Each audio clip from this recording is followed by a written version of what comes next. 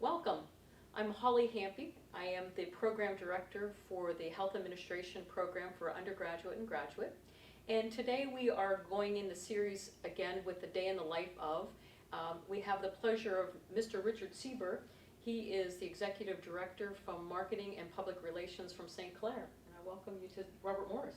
Hello, Holly. Great to be on you. We are doing the Day in the Life of, and one of the classes that we'll be using this for is a marketing undergraduate and graduate class. And thought you know it very, very intimately, knowing what how St. Clair runs their marketing and public relations. It's been a top act and class one in hospital marketing. Oh, thanks. So first question for you is if you could describe your journey that got you to the executive director position from your education and your experience, what led up to this point? Well, when I went to undergrad, like a lot of students, first couple of years, I wasn't quite sure what I wanted to do, but I the idea of sort of doing something business related and creative just sort of led me into marketing. And when I first started, I went to IUP for my undergrad. I got a degree in marketing. And my first job out of college, and I actually ended up staying there for a while, was back in the 80s, and cable TV was big. That was, most people watching this probably don't even watch cable TV anymore, but cable TV was big. And so I entered into the cable TV world, and really sort of started more, it was marketing, but it was actually more sales related, probably when I first started, sort of sales marketing. And we'd travel around and go to places in West Virginia and stuff where people would be pulling us out of the car to come and sell them cable TV because it's their connection to the world. So I did that for a while, and then gradually moved up within there. It was called, it's Comcast cable now, but it was called TCI then. And so through the years, I stayed a long time at the cable TV company, and I sort of got antsy after about, I don't know, I was probably there about 10 years, I guess, and then I took an opportunity with Duquesne Light, and from sort of my pattern all through this is that I sort of think of as marketing and communications and public relations as a defined skill set, and you can take that skill set to other industries. I think there's always a learning curve of the knowledge of the specific industry, but the things you learn to do, writing and being creative and working on ads, is transferable. So I went from cable TV to electric utility company, and at the end of my years at TCI, I went back and got my MBA at Pitt in concentration in marketing and focused on that. And then I went to Duquesne Light for quite a few years. And then once again, I sort of got the itch to move on and do something different. And then I switched over to St. Clair about 7 or 8 years ago. What made you go into healthcare? Was there a reason for that? Geez, healthcare, it just seems like it's always growing. And it seems like there's always new opportunities in healthcare. And especially in the Pittsburgh market, meds and eds are so big, and it seemed like an opportunity for growth, and it seemed like there was a lot going on in healthcare, and there still is that sort of drove me there. Now, a question that the students have said: how did you find the position at St. Clair? Was it a headhunter, or was it through? No, I was lucky on that one. I probably, what had happened when I was at Duquesne Light is that they went through a period of just slashing and cutting costs, and I was on several teams of that. I think that's all I did for 2 years was cut costs, and I just can't do this anymore. And no, I'm lucky there. I just went on the internet and searched jobs, and I just sort of threw my hat in the ring because I didn't have healthcare experience.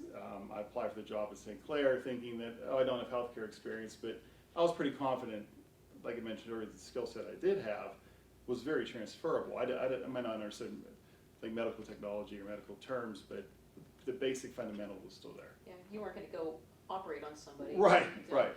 So words can be transferable from. Yeah. Now, Rich, as far as a typical day, is there a typical day for you, or is there kind of a typical month for you? Describe what you would do on a day-to-day basis. Day-to-day basis, we have a plan throughout the year of sort of the different marketing initiatives we're going to work on, and that's usually based on what's happening at the hospital. There's a strategic plan for the hospital, what they're going to work on, what areas they're going to grow in, or physicians they're going to recruit. So a lot of what I do is based on the tentative schedule of what we're going to do in the next 6 months or a year. So if we know for right now, we have a pretty renowned breast surgeon who's going to be starting at the hospital. So everything that I do, marketing communications wise, is sort of centered around that, developing an advertising campaign, press releases, and so it's all, but then what happens every day too also, because we have the media portion of the hospital and public relations, any day can be turned upside down with a call in from a reporter, or something bad goes wrong with the hospital, or something happens. So your whole day can get blown out of the water pretty easily. Yeah. As a chief quality officer, my day could get blown out of the water with the Department of Health stuff. Right, exactly. You can't plan that, and you just have to adjust. Right? That's right. Yeah. You just gotta have a good plan that you can go to plan B if you had to. Right, right. Now, explain your department. Who do you have that work within your department, and who do you report up to? Okay, I have underneath me, I actually have 7 people. 4 are more related to marketing and public relations, and that would be a manager of communications. And what he is the first line for our dealing with reporters in the media, and he also is an editor and a writer. So he'll produce like press releases for me. He'll work on articles. We would do like a quarterly magazine. He'll work on that, edit that. And then I have marketing assistants that handle all of our community outreach activities. You know, if we are in the community doing health fairs, she works a lot on that, and she sort of maintains the day-to-day information on the website. And then I have a second person that does sort of similar things as well, does a lot of work on the website, and she handles a lot of internal requests in the hospital for marketing and for communication needs. There's a constant need every day, somebody in the hospital needing a brochure, flyer, whatever, that she handles a lot of that, maintaining that. And then we also, underneath me is the fundraising portion of the hospital that raises donations and events, and we handle events too as well. Twitter and social Facebook media, and yeah, social media is handled. So all of our social media outlets, and it is time consuming, because everyone wants to do social media, but it's not that easy. It's not to quite frankly, to think of something interesting every day to tweet out or post. And I'm not a tweeter, so no, it's you have to sort of think of something that's sort of topical, and because you want people to read it, and you just want to just throw out facts on the hospital, because I know no one's going to read that. So trying to be topical and think of something every day. Yeah, what's funny, we will work on that. We're just every day there's a tweet? We try to, yeah, a couple times a day, yeah. We try to keep up there, right. Public relations and marketing have definitely changed with social media. Right.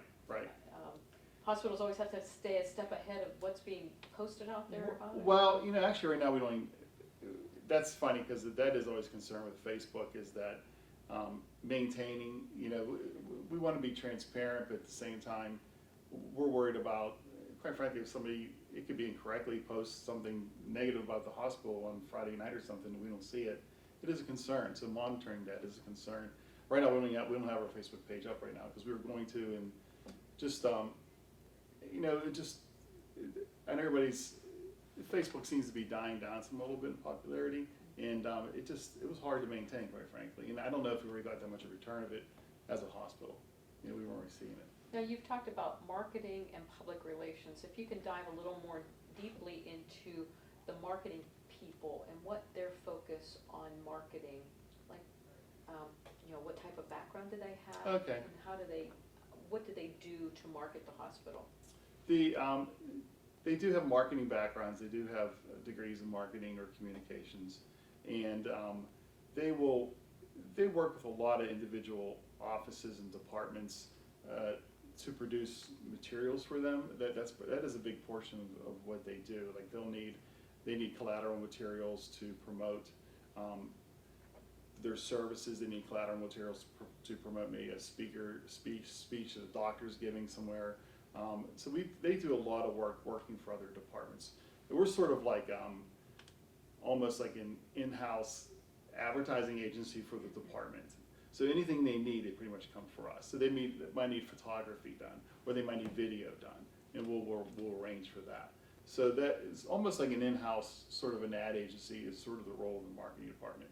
In public relations, I have one person dedicated to that pretty much, and his role is dealing with the media, and one thing we would like to actually do more, but we don't have a huge department, is to be more proactive with the media. Like he'll try to place stories, reach out to reporters about something new the physician's doing, or something going on at the hospital. That's a big part of his role as well. The staying proactive, if you're anticipating the government coming out with a report on infection rates or something, is that what you mean as far as proactive? Right. Going If to the media before they come to us, come to you about. Especially, obviously if it's a good story, and he'll work with some reporters. Like if a national story comes out or a state story comes out, reporters like to, when they report on it locally, they always like to have that local angle or a local twist. So he'll reach out to a reporter and say that there's a new study on breastfeeding or something, and we have somebody at the hospital that's an expert in that. They'll be available to speak to you about that. And so we try to do that a lot. But then when you get that crazy day where the world turns upside down, you can't do it. Yeah. But he does. That is something he does and likes to do, and should actually do more. Now, you talked about a marketing strategic plan. How does that get developed? And is it a plan for a year, a plan for 2 years, a plan for 5 years? Just recently, the hospital completed a strategic plan for 5 years, and I'll meet with our senior management team to figure out what the priorities are going into the next year. A lot of times, they don't have an exact schedule of how things are going to roll out in the next 5 years. But for instance, I know there's a big push in the healthcare industry on primary care. So a lot of what I'll do in the past 6 months, a year, will be promoting primary care. So I try to match, the marketing plan has to match up, directly with the strategic business plan of the hospital to support all their needs. So whatever they're doing, even if it's something even if it's like bricks and mortar sort of thing, if they're building a new facility, we have to make sure we just support the new facility, make sure everyone's aware that it's there. So it has to work hand in hand with the business plan. So the strategic business plan's developed, and then you would then look at that, develop a marketing plan based on that. Right, exactly. And how do you, with the marketing plan, how do you, on an ongoing basis, determine whether you're on task or if you have to regroup or? A lot of it, especially a lot of the work that we do, it really depends on patients and numbers. Mm-hmm. So if I'm promoting an urgent care center, I watch every day to see how many, I get addicted to it actually. I watch every day to see how many patients came in yesterday, and then we'll adjust it, or if it's doing well, then we'll devote maybe some of our money to something else. But a lot of it is feedback from the individual practice and service lines within the hospital, sort of their volumes. And if their volumes are doing well, that's the best determining, It's a good metric. Yeah, if their volumes are doing well, is usually how I base it. It's pretty simple, really. Well, you talked about the marketing and public relations staff. One of the questions in a discussion post was whether a hospital needs a separate person to do marketing and a separate person to do PR, or one person could do both. What's your thoughts? I think I think you have to be multi-functional task. You can't put yourself in a silo. The PR portion also does marketing, and then I'll rely on some of the marketing people to do some PR depending on what our schedule is. But we don't have a huge department, obviously, and you have to be willing to do as many different things as you can, wear as many hats as you can. And it's also integrated that it just overlaps tremendously. Actually, when I was at Duquesne Light, and this is a little tip for you people out there, when I was at Duquesne Light, I worked with a person who in our department just said, I'm advertising, and that's all I am. I don't do public relations, I don't do marketing, I'm just work on the advertising. And I'll tell you, the first round of cuts that came through, Like they were he gone. didn't have much to no, share. because you Didn't got have much it. to offer. There's staffs are so lean today that employers are looking for people who can do multiple things. And the idea of a big staff typically doesn't exist too much anymore. So the more you can do, the better. Yeah. Does it, having a person that is designated as a marketing person that can do PR, and a designated person doing PR that could do marketing. Is it important to have someone that's Yeah. concentration is? Right, because it is a different skill set, and it's probably a little more complicated skill set, I think, due to the PR. I mean, it probably is a little more advanced maybe than the marketing position. A lot of people probably start marketing and move up to do more PR, but dealing with reporters can be really hard, and dealing with the media can be hard. So you have to have somebody that is they're skilled and trained in that, and as their primary focus. But at the same time, like I said, they have to be willing to wear more than one hat. But it is a hard job.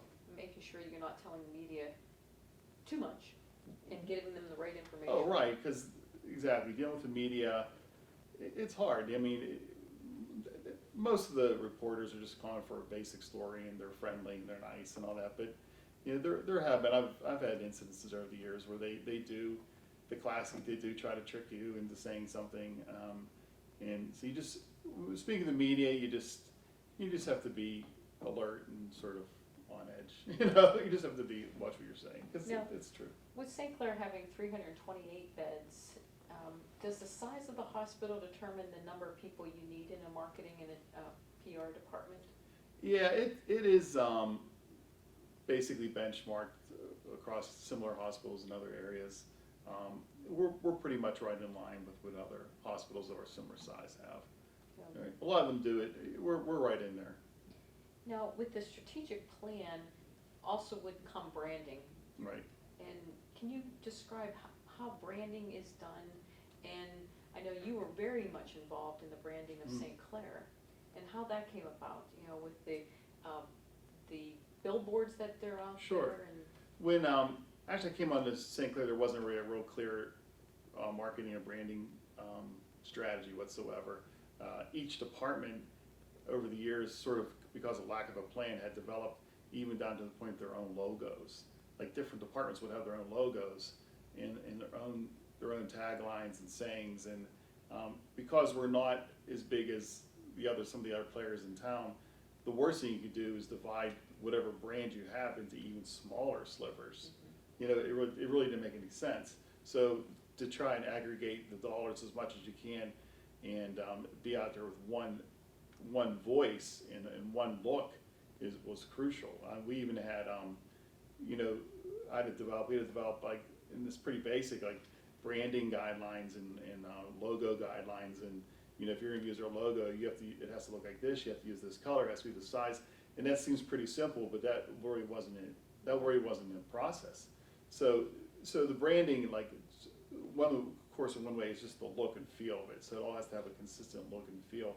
And then, as far as branding too, you have to develop, like 4 or 5 key message points that you try to work into everything you're saying. So right now, one of our big topics, obviously, is quality. Mm-hmm. Because in order for a healthcare facility to be good and successful, you have to have good quality. And St. Clair has good quality. So, but the public might not necessarily know that. Just they're just not aware of it, and they don't think about that. So everything we do, pretty much now, I make sure that there's a couple key messages in everything we say that talks about St. Clair's great quality. And that's sort of been like the new charge for the last 2 years, is we make sure we put in quality messages in everything we do. Now, St. Clair uses the hands. Right. How did that come about? The hands actually had been around from the 70s, but they were brown and they didn't look very 70s and very good. And no one in your audience listening to this is going to know this, because I already know, but supposedly there was a radio personality on KDKA who used to be on a board at St. Clair Hospital, thought of the idea. His name was Jack Bogan, and he supposedly came up with that idea. I don't know if that's true or not, but they came up. They've been morphed over the years. They don't look quite as 70s, I think it is a good logo. I mean, it's held the test of time, and it's changed a little bit, but you look at it, immediately you do think that it's for a hospital or for its medical. And it's funny you said that, because actually more and more over the years I've gotten away from using the wording St. Clair Hospital and just using the hands on a lot of things, because it's become more identifiable, and that's actually sort of a direction I'm going to go in more in What do you think with Nike? Yeah, I'm not comparing look ourselves at to that. Nike, but yeah. As far as that, you see it. Right. And I think of like UPMC, the music, Yes. before the advertisements, that that's going Correct. to be a UPMC advertisement. Right. And Starbucks just has their logo. They don't have to say Starbucks anymore. Yeah. So I don't know if we'll be at that level, but that's what I'm trying. Now, ER, Okay. whenever you use that in. Right. How did that branding come about? We opened up a brand new emergency room about 5 years ago, I guess, and I guess St. Clair's emergency room had a reputation of being slow, which it was, and it's a surprising fact. A lot of people might know, but St. Clair Hospital's emergency room is the busiest in Western Pennsylvania, with the exception of maybe Children's Hospital, and so we could see about 65,000 people a year come in there. And the notion was, the perception was that it was slow, and so that we changed the our ads. You had to hit the message really fast and quick, especially using billboards and all. You literally get about 5 seconds to get your message across. A huge mistake. A lot of people is they try to put too much information on billboards.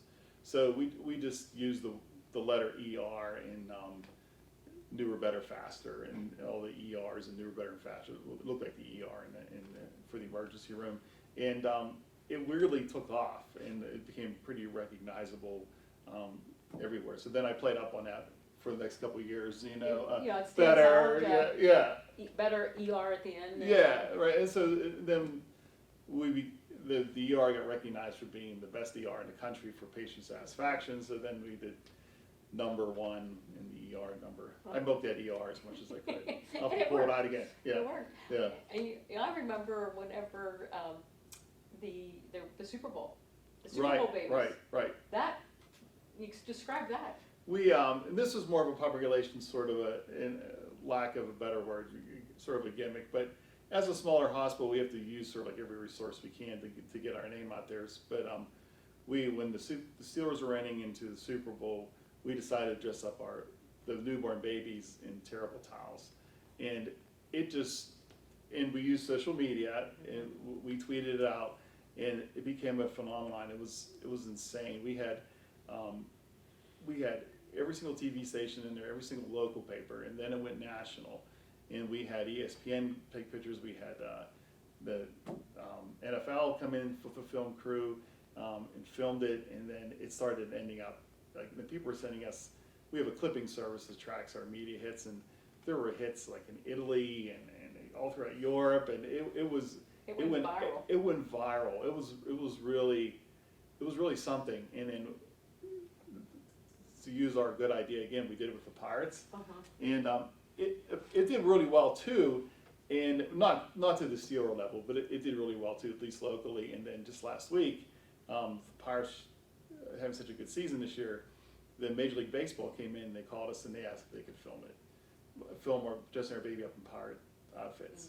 So we had a crew come in from Major League Baseball, like last Sunday, a crew of like 18 people came in and had to film our babies. So, you know, just try to think of different things that no Sports cost, and low babies. cost, and you know, Yeah, that was a low cost, and it got Right. a lot of legs to it. Right. Yeah, budgets aren't big, and you have to do what you can. Yeah, I can remember the Pirates, the little kids with Yeah, the bats, right. sponge Right. bats. Yeah, it was great, and the parents loved it too. So Yeah, obviously we get their permission first. Now, we've talked about good stories. What Okay. happens whenever there's a story that the hospital has that is not so good? How do you go about that? You know? I think the immediate thing is you sort of get into like a war room or something, and you sit around a table and you try to get the facts together, what they are first, and then present them. I think in this day and age, you can't even ever pretend to try to cover it up or act like it didn't happen. But I think being as honest as you can and showing empathy that you care, and then sort of reinforcing the viewers of, you know, maybe how this came about and immediately what you're doing to correct the problem, or what you've done since then to adjust to make sure it doesn't happen again. There's been a couple instances here and there. I think, you know, like I said, if you sort of follow those lines, I think it's sort of like, you know, tactfully or in using facts, saying what actually did happen, and then what you're doing going forward to make sure it doesn't happen again. Yeah, and I think there's been examples in the news, not particularly St. Clair, but you know, when people start trying to cover it up, then it's were the emails classified or Right, unclassified? You know, it's one of those things, I think transparency definitely, and keeping to the story. Right. And when it's the truth, you don't have to, like, okay, what version are you talking about? Right. We've had a big, this wasn't nothing to do with reflection on St. Clair, but there was the LA fitness shootings that happened, and we got besieged by media everywhere, and you know, just it's so funny. We go back to reporters. A lot of them will, you know, just try to almost like trick you into like sort of, you know, commenting on something but just sticking to the facts. That's all you can do. They'll want you to comment something that is unrelated. We had an incident where an elderly patient came into our emergency room and shot himself a couple years ago, and the media would call him like, why did he do it? Did he leave a suicide note? Does his family know? And then like, but you just have to stick to the facts. And like, all I can tell you is what happened in St. Clair. I can't tell you anything else. But that's really common. And within healthcare too, the confidentiality of people Absolutely. is so important. We don't report on any patient conditions. We just don't. It's been our policy. Like, unless we get the family's permission first. But we just made it our policy that we don't comment on anything. Just for their privacy and protection. You can't, and it's not right. You just don't do it. You're always leaning to be more exactly than less on that issue. Now, kind of changing gears, we talked about you had talked about the strategic plan and being directed by the community, right. the patients. Community assessments. I know that the hospital has done some community assessments. How was that done, and what information was gathered from those assessments? We're in the process of doing that right now. We just conducted a focus group last week, a couple focus groups. We'll bring in leaders from a lot of different.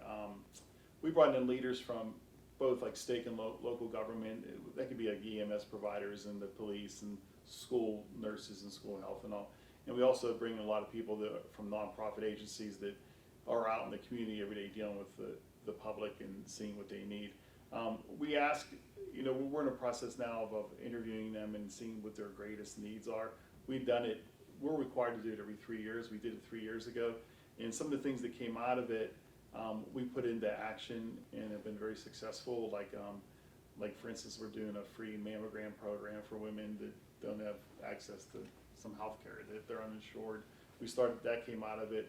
We increased more offerings for people that need mental health support, and that was one of the things that came out of it. They're both pretty successful.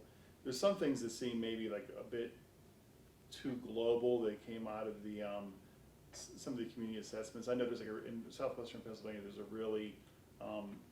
a diabetes problem, and but to try to solve that, we have educational programs and all that can support that, but for us to really solve that problem. It's almost like world hunger. Yeah, and so you still have to pick and choose what the problems are, and like where can we be effective, and where can we help. And with that community assessment, as I remember, you were able to identify sections of the neighborhoods. Right, exactly. Like the area around the hospital. Right. And be able to do that via zip codes and. Right. What does that tell you? You can definitely know where the greater areas of poverty, and definitely where there's greater areas of poverty, they have less insurance, they don't have access. Transportation's a really big problem. Over the years, the public transportation's cut back. There's pockets in and around our area that have really limited public transportation, so that's a problem, getting out and getting to healthcare just physically. We have a van service that will pick up patients and bring them to the hospital, bring them to one of our doctors for that reason. It was in existence before, but we've expanded that for that very reason. It definitely tells you where there's, it's interesting, we're mostly in the South Hills and lower South Hills and west. I need to this far, we draw patients, but there's pockets around us that you'd be surprised. There's a large Hispanic population in parts of Beachy and Brookline, and there's a gigantic thousands of people, refugee population in Whitehall, and they're from Nepal, all over the world. There's a apartment complex there called Prospect Park. They might change the name, but there's 30 different languages spoken there, and there's refugees from all over the place, and they're a concern, and that comes up all the time. It came up again last week in our focus groups. How do we help them? Oh, St. Clair diversity is Mhm. not really, you know, they don't have a whole lot of diverse. Right. But what type of diversity are you seeing? Hispanics? Yeah, it's a lot of Hispanic speaking population, and then Nepal is a big one, and then some of the Middle Eastern countries as well. We're getting a lot of refugees in. Some of them work at the hospital, which is nice, but they're bringing in their families and all. There'll be I think it could be like 9 people living in an apartment. You know, like conditions that we're not used to, that we're really shocked over, and a lot of them don't speak English at all, and so finding translators is an issue. And we do work with some nonprofit organizations that deal with them directly. So the best way we think we can help them is working with the nonprofits that are already in their community. So that's our sort of They may or tactic. may not have insurance, they They may not have don't, a resources. lot of them don't have insurance, they don't, maybe their children speak English, but the parents don't, then they have grandparents that don't speak English. Yeah. You know, it's funny, but it's really become a pretty big issue. Now, you were talking about the community assessments requirement to do it every 3 years. Is Right. that due to the tax exempt status of the hospital? That's Yeah, a requirement? Yeah, it's all part of that, to make sure that you're giving back to the community, you're meeting the needs of the community. Yeah. It's been helpful, it's been successful. It's good to, like I said, we just did it again recently, and it's sort of good to hear what they're saying. There's a really, really big need for mental health support. Mhm. That Oh, seems to be people- number one Mental right health now. places are closing. Right. Hospitals are closing down their mental health. And a lot of issues in the media where bad things happen because of lack of mental health, and Yeah. that's a big issue. Now, we've seen a lot of advertisements with UPMC and Highmark. Mm-hmm. How has St. Clair remained Switzerland with the issue with UPMC and Highmark? I think we work with both of them, so that's one thing. We're St. Clair is independent, and we accept both insurances, and we work with both of them. And I think that we've stayed out of the fray. You know, it's been by design. You know, countless times we've been asked to comment on if UPMC and Highmark are having a battle in the newspaper or something. We're always called upon to comment on it, and we just don't. I mean, it isn't. We're not involved. It isn't our. Doesn't make It isn't our issue. We're partners with both of them. We accept both of their insurance, so there's really no reason for us to insert ourselves into it. You know, and we're just concentrating on what we do best. There's enough to concentrate on in a hospital, just providing quality health care and service and all that. We don't need to enter into that. Well, it seemed like UPMC and Highmark, they were very much getting into the personal side of things as opposed to looking at the care that was being presented. And, Yeah, we're just focused on the care, and we'll leave that to them. Now, what is your involvement with the CEO and the C-suite? We work with them all the time. We, especially when it comes to the strategic planning and marketing, like I mentioned earlier, we have to make sure that all of our marketing efforts line up toe-to-toe with what their strategic plan is. So we work with them all the time. My boss, I forgot to mention it earlier, I report to the Vice President of External Affairs, and she's part of the senior management team that I report to. So constant interaction with them, really. Yeah. Yeah. Now, what do you like most about your position? I do like the variety of different things to do. It is always different. There is always something going on. Every day it does seem like every day something pops up that, you know, that is different or out of the ordinary. So I do like that about it. Mm-hmm. And I like the idea that you can sort of be in the creative world a little bit and also have a foot, you know, in the business world. So I like that aspect of it. Yeah, that's, what would you say is least enjoyable about your position? Well, like I said earlier, sometimes if something would bad happen at the hospital, or a reporter is asking for some sort of information that we can't get as quickly, you know, as they want, or we can't, and that does create a little bit of pressure, because you want to make sure you do your job right and represent the hospital right, but at the same time, you have to work, you know, with the media and make sure that they're getting what they need so that the reporter can write their story, and you have to build. It's all about relationship building with them. You have to make sure that you're in a good relationship with them, So that can be when you're in the middle of writing something, you're in the middle of doing something, you get a call in from a reporter, and that could throw your day upside down. Now, you talked about networking. How important is your job in networking and connections? Because I've been in a couple different industries, I do have some good networking with people that are not so much in the healthcare industry mostly, but more just like in marketing and advertising and that kind of a world. Because I think it is all sort of transferable. But I think it's good to stay involved and you always want to learn, right? And as much as you can be involved with other groups and organizations, and I think that is important just to keep fresh. I mean, everybody doesn't know everything, and you don't want to get stale when you're thinking and all. So yeah, I think it is important too. Now, you had mentioned at the beginning you had done work in the electric company Right. and healthcare. Right. What were some of the things that you were able to bring over from the electric company, and what do you see, some pearls of wisdom that you had learned in the electric that apply to the hospital? I think, well, what I learned, basically the basic fundamentals of the job are the same. Like writing, producing, that kind of work is really exactly the same. But the subject matter changed, obviously, greatly from why do we need a rate increase for an electric company to why we provide the best quality care. I think it was funny that how similar it was. And some of the people that work with me, my whole department, I don't think none of them have come from another hospital. Yeah.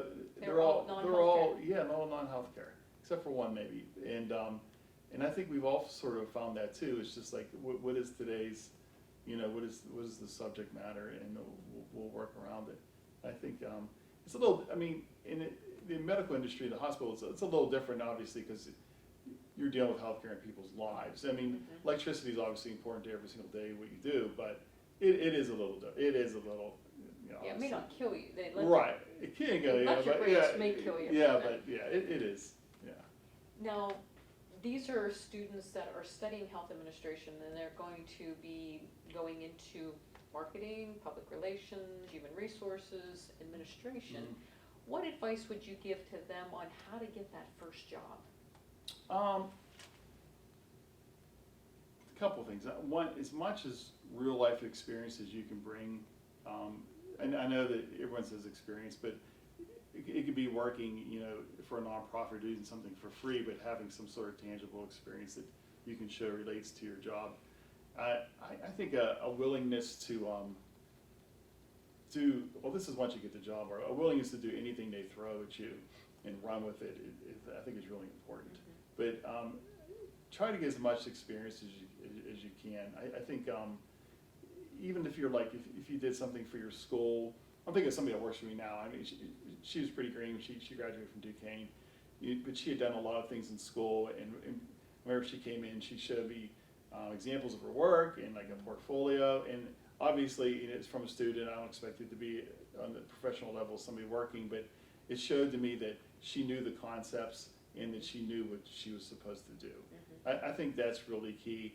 And then I think the other thing too is my first job, it was more sales related than it was marketing. And I think maybe if you, because marketing can be hard to get into sometimes, I think maybe if you take a position that might be easier to get if it has some sort of sales aspect, but it has marketing as well, the sales skills you learn won't hurt you later on down the road. It'll never hurt you.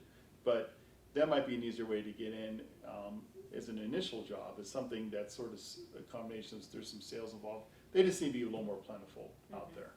Now, you said you just hired somebody. What characteristics, besides having that portfolio and having shown you the experience you had with school, what type of characteristics were you looking for in that marketing or PR person?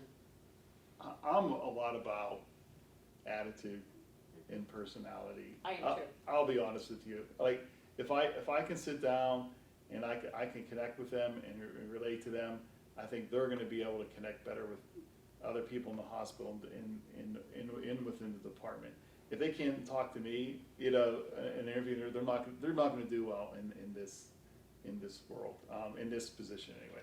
But I think I really look at somebody that has a good personality that I think is going to get along with other people well, and I love when I have employees that go and do something without me telling them to do everything. Take You know- initiative on their own. Oh my gosh, that's key. And I'd rather have them take initiative and maybe they don't do it all the way right or they stumble a little bit, but having people that just sit there and you have to tell them, okay, do this, having, that's, you're helping your boss then, right? And then that's key, yeah. So if you had an individual that had more experience and not a good personality, and another person that didn't have as much experience and had a great personality, you would go towards the person with the personality. I would. You know, I would. I would too. I definitely would. Think that's, I always describe it as having the clay to mold. If I have Right. someone that has clay to mold, it Right. makes my job a lot easier to, I Mhm. can teach them the job. I can't necessarily teach them a Right. good attitude. I can't change your personality, but I can teach you the job. Right. Like there was, coming into here today, there was some kid just started talking to me walking down the sidewalk, you know? And I'm like, boy, what, you know, how nice. I mean, what a great skill to have is you can just talk to some stranger at all and pick up a conversation. And I think he'll probably do well. You know what I mean? Like, where a lot of people are just scared to death to talk to adults or you know, people that are older or some authority. And I totally agree with you. I think you can mold them a little bit. And, you know, I think that the advice that you gave too, as far as taking the initiative, you know, sometimes, I'm scared, I can't email Right. that person or call that person, and then the opportunity is lost. Right. Taking that initiative and maybe being wrong, maybe being right, Right. maybe being half right, or it's, At least it shows you're working and Yeah. trying. I totally agree. Yeah. Yeah. any other advice that you'd like to give to the students on, if they were interested in doing a position in marketing or public relations, anything else that you'd like to add? I can't really think. I think I've said pretty much everything I wanted to say. I like some basic experience, like I said, I think is key. Even if you're doing it within school or doing it, like if you want to get a job in marketing, and nothing against this, but if you spend every job babysitting, it's really hard for me to know what you're thinking or know that you have the basic concepts down. You know, so try to get something, you know, that even if it's a volunteer, you know, some sort of, and then be willing, you know, marketing's in advertising and PR, it's sort of a crazy world a lot of days. So if you can be a help, you know, to your boss or your manager or something like that, like you said about being shown initiative and all, I think you'll go far. I think you'll do well. Yeah, and not thinking something's beneath you to do, you know, Right. being able to I've do it and- schlepped more boxes in my day, you know. A lot of early marketing careers, you're at stand at some trade show or some tent somewhere, and you know, you're giving out brochures or something. That's just part of it, you know. And I've done more of those and more community events, or that's just part of it, you know. I can remember a job when I was a director at Yeah. a small hospital, and I can remember a vice president telling me that it was beneath him to be putting papers in a notebook, getting ready for joint commission. I'm like, Yeah, you know, I think everybody needs to Right. get their share of right, that right. type of jobs. Exactly. Rich, thank you so much. All right, I thanks, appreciate Holly. you having come here, and those of you that are out there, there'll be an assignment that will be connected with the interview, and I thank you very much for taking the time to view it. Thank you.